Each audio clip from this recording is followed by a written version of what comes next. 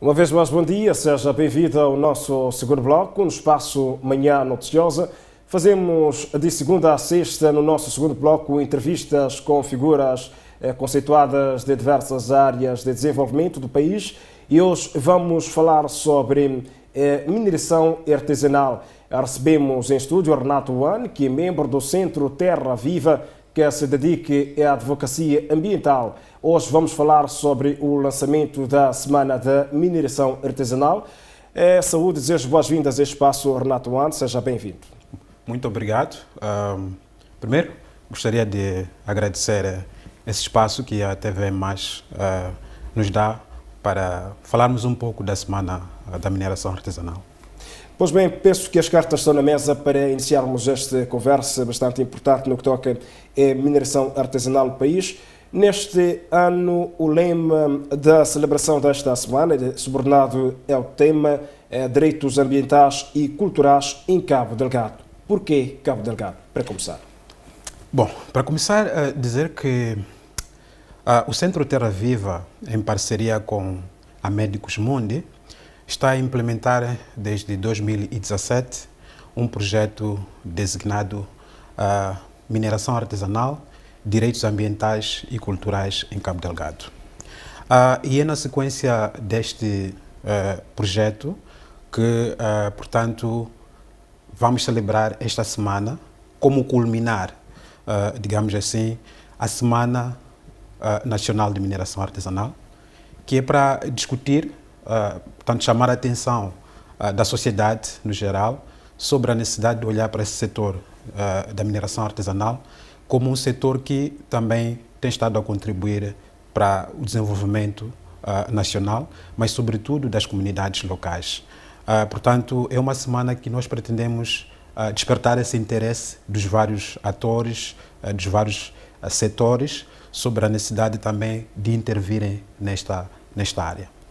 Pelo que julga-se a necessidade de cada vez maior inclusão dos mineradores artesanais no processo da exploração dos diversos recursos que temos no país, por isso é que se olha para Cabo Delgado?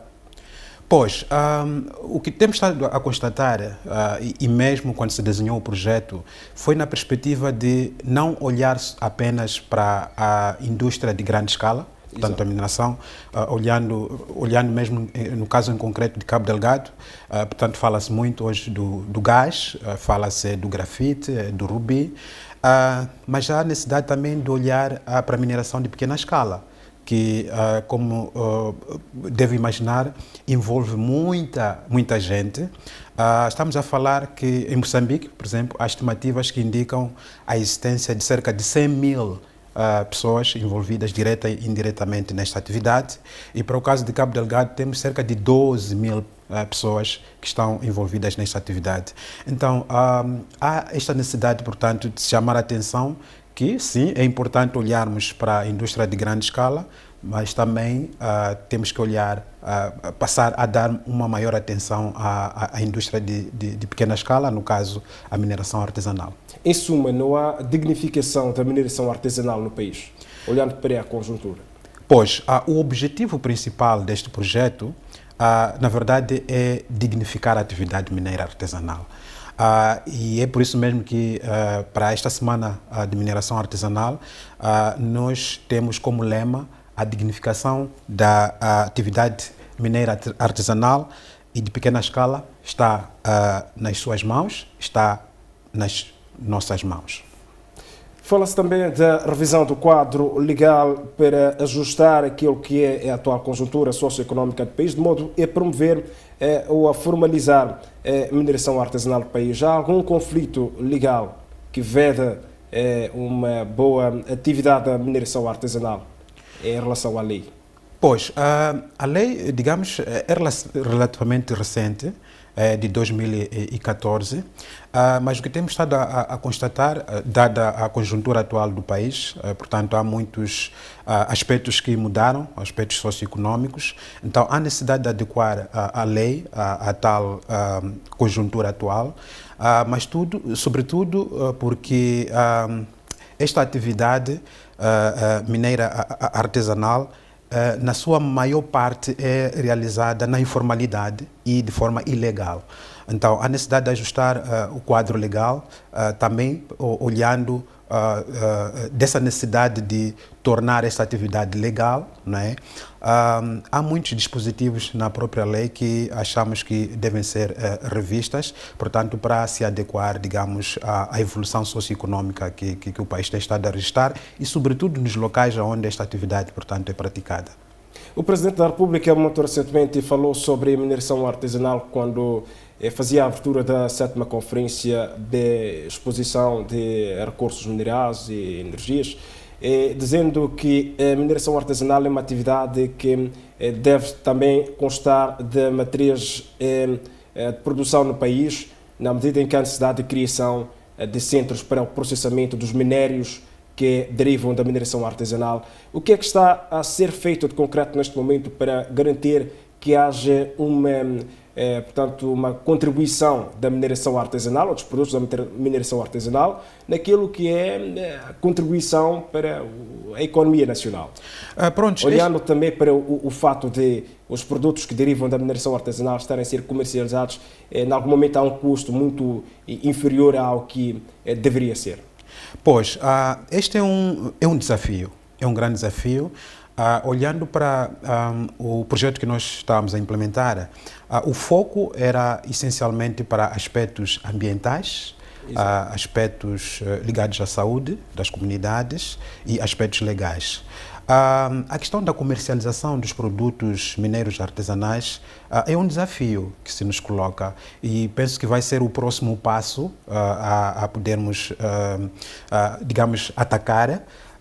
É uma área que nós achamos que efetivamente deve-se olhar com maior acuidade para aferirmos efetivamente o que é que os mineiros artesanais conseguem extrair e o que é que conseguem comercializar. Exato. E como é que estes produtos mineiros artesanais, portanto, podem contribuir para, digamos, melhorar as condições de vida das comunidades locais, portanto, onde se pratica esta atividade. Portanto, em suma, eu diria que é um desafio que se nos coloca a todos nós, não é? Por forma a que, efetivamente, a atividade mineira seja dignificada. A mineração artesanal abre também espaço para riscos ao ambiente e à saúde humana. Como é que podemos descrever o atual cenário no que toca aos impactos reais da mineração artesanal no país? Bom, os impactos, sobretudo ambientais, são muito significativos. Se nós percorrermos pelas áreas onde se pratica a atividade mineira artesanal, nós vemos enormes crateras e vemos a devastação da vegetação, vemos as águas poluídas. Portanto, é uma realidade, digamos que não muito benéfica para as comunidades e para o país como um todo. Também constitui um desafio, como deve saber, por exemplo, os minérios artesanais que exploram ouro usam mercúrio para o processo da amálgama, portanto, para a separação do ouro. E o mercúrio é uma substância, portanto, perigosa para a saúde humana e para o ambiente. Então, é um desafio que nós temos, de fato, para fazer com que um número cada vez maior possa passar a usar, digamos, métodos alternativos. No caso, falamos do uso gravitacional bórax. Portanto, é um método que nós estamos a introduzir, que é para substituir o uso do mercúrio, para fazer com que, efetivamente, se contribua para que os riscos ligados ao mercúrio, portanto, sejam diminutos para as comunidades locais. E há nesta parceria com a Médicos Mundo um trabalho de, digamos, de sensibilização aos mineradores artesanais no país para esta redução dos riscos ou dos impactos para a saúde e para o ambiente?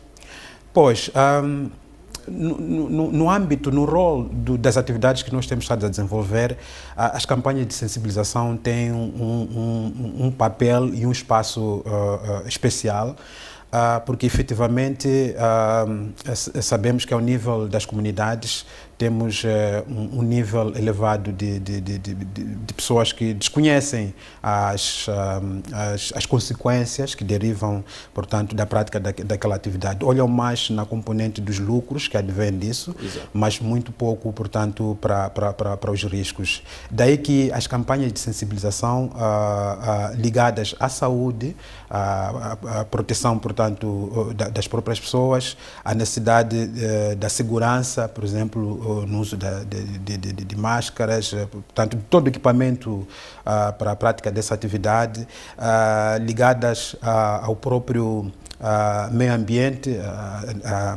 a importância, portanto, de não poluir as águas, de não praticar o deflorestamento. Portanto, todas as atividades ligadas ou que têm impactos negativos sobre as comunidades constituem, portanto, o foco das nossas campanhas, portanto, de sensibilização. E qual é o resultado que tem estado a advir deste trabalho de sensibilização?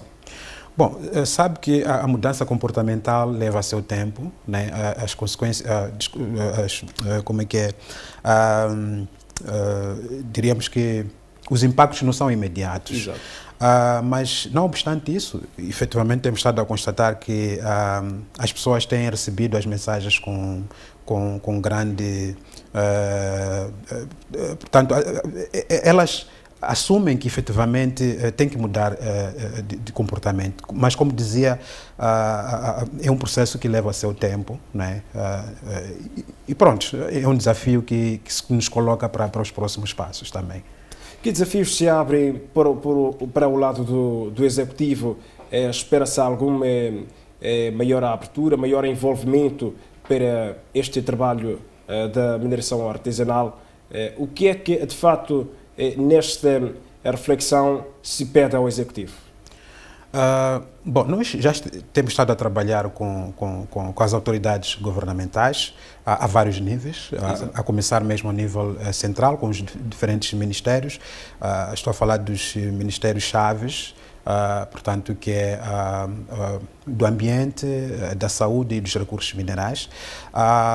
Isso também é válido ao nível provincial, temos estado a trabalhar com essas instituições, e até ao nível local, ao nível dos governos distritais.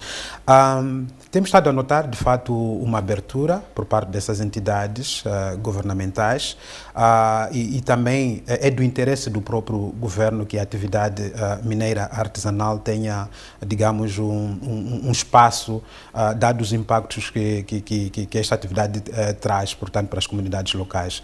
Então, é nosso desafio continuarmos a trabalhar, efetivamente, que haja essa maior abertura ainda, não é, da parte das instituições do Estado, para que, efetivamente, todos nós possamos levar a cabo atividades que possam contribuir para, digamos, a melhoria das condições de vida das comunidades locais. Fala-se das entidades estatais, mas também do próprio setor privado, não?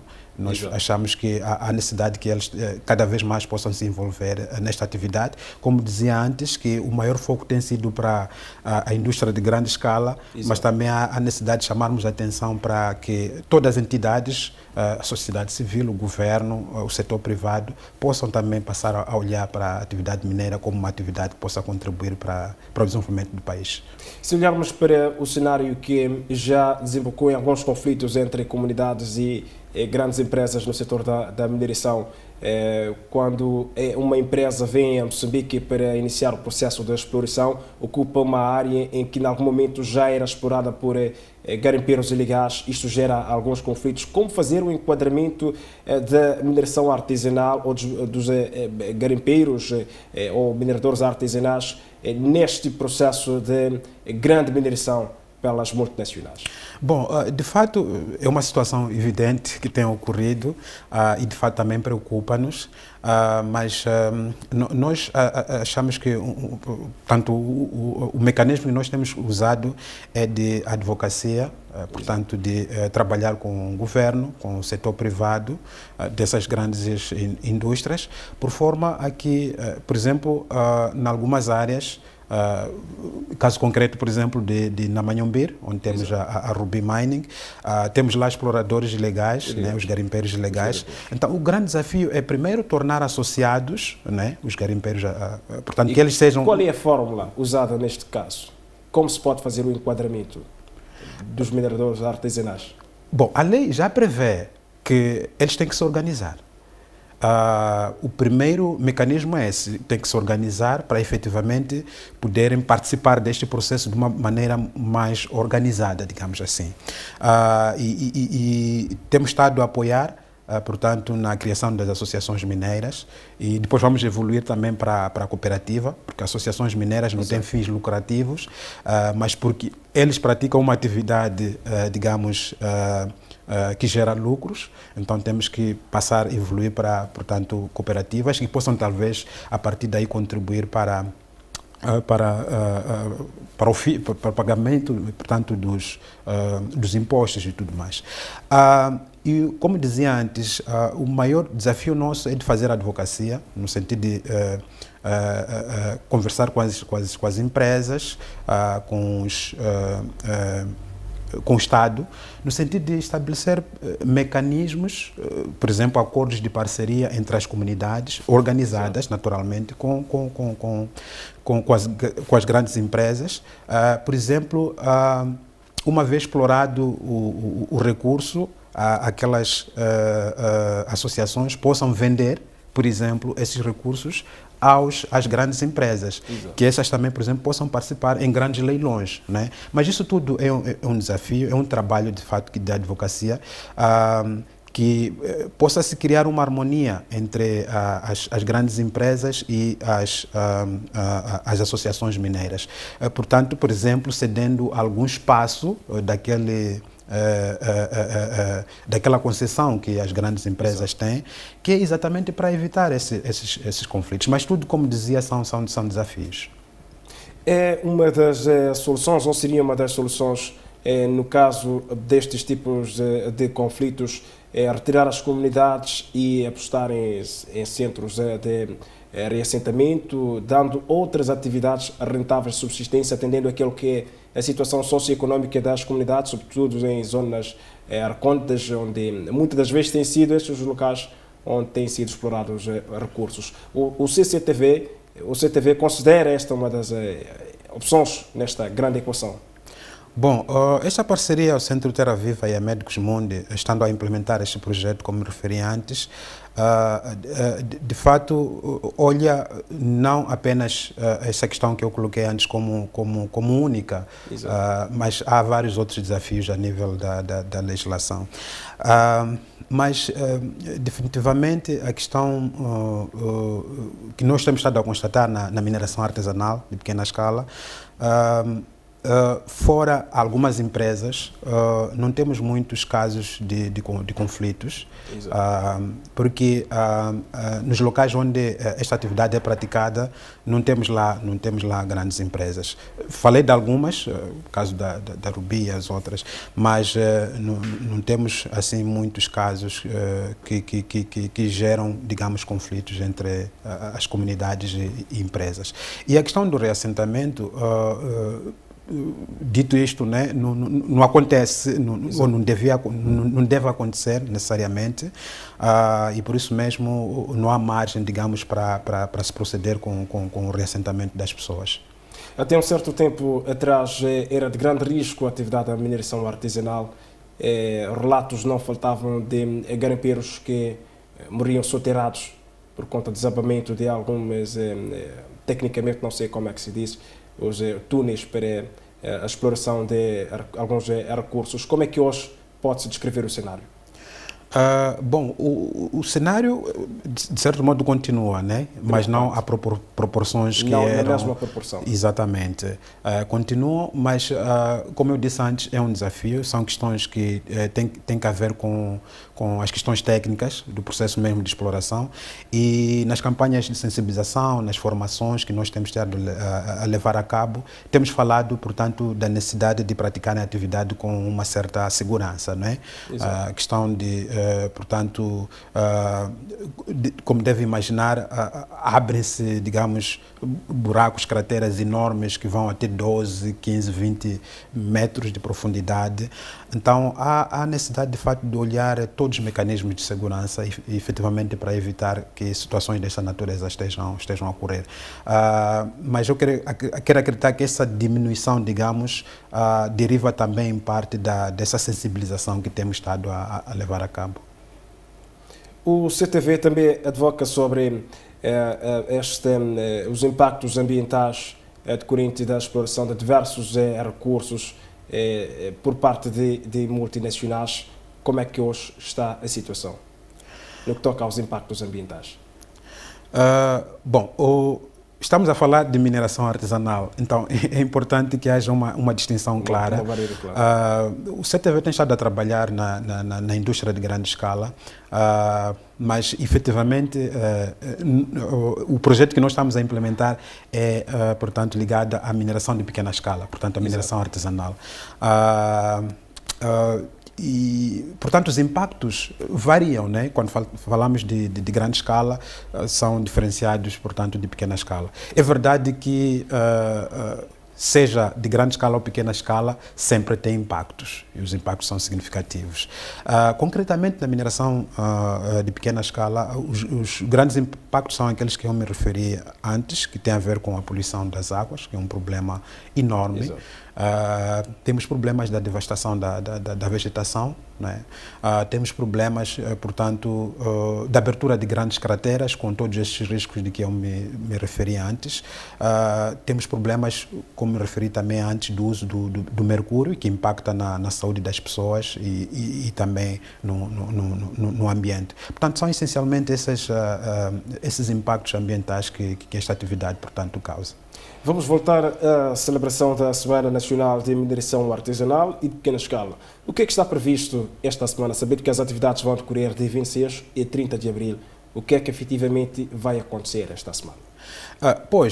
É uma semana que nós, como me referi, pretende despertar a atenção e interesse dos diferentes atores envolvidos nesta atividade.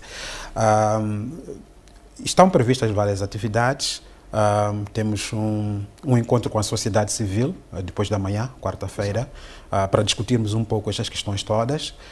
Está previsto o fórum, que é, digamos, o momento mais alto desta semana, o Fórum Nacional de Mineração, que vai acontecer na quinta-feira. Mas também está previsto um workshop na sexta-feira. E também um encontro com jornalistas, porque achamos que é um setor também crucial, que vale a pena discutir com este setor para ver como é que podem, digamos, inserir, digamos, nas suas agendas as questões ligadas à mineração artesanal.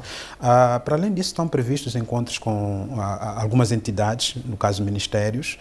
Ainda hoje vamos ter um encontro com o Ministério do Ambiente, está previsto um encontro com o Ministério da Saúde, que é para, portanto, discutirmos um pouco estas questões ligadas à mineração artesanal, para além de, naturalmente, da difusão em órgãos de comunicação social. Pois bem, é o essencial, convido a deixar as considerações finais. Bom, eu gostaria, primeiro, de agradecer esta abertura que houve da TV+, e aproveitar este canal para chamar mais uma vez a atenção de todos os atores e de todos os setores para passarmos a olhar para a questão da mineração artesanal como uma atividade econômica que tem impactos nas comunidades locais, sobretudo, e também tem sérios impactos negativos para o ambiente, para a saúde das pessoas, e que esta atividade, sendo praticada na informalidade, na ilegalidade, que há todo um interesse de todos os atores de tornarmos essa atividade legal, não é? E que, portanto, a partir daí se possa contribuir para, digamos, a economia nacional. E, por fim, felicitar a todos mineiros e mineiras artesanais de todo o país, mas especialmente de Cabo Delgado, que continuem nessa batalha, que todos nós estamos engajados para efetivamente tornar essa atividade digna. Pois bem, muito obrigado e renovamos encontro para uma próxima oportunidade. Assim, marcamos o fim desta conversa com Renato Uane, que é membro do Centro Terra Viva, uma organização não governamental que advoca sobre o ambiente atinente aos processos de mineração artesanal no país. E marcamos o fim do segundo bloco. Voltamos já para continuarmos a olhar para o essencial das notícias que marcam a atualidade. E não perca também o espaço da revista de imprensa já daqui a pouco. Até já.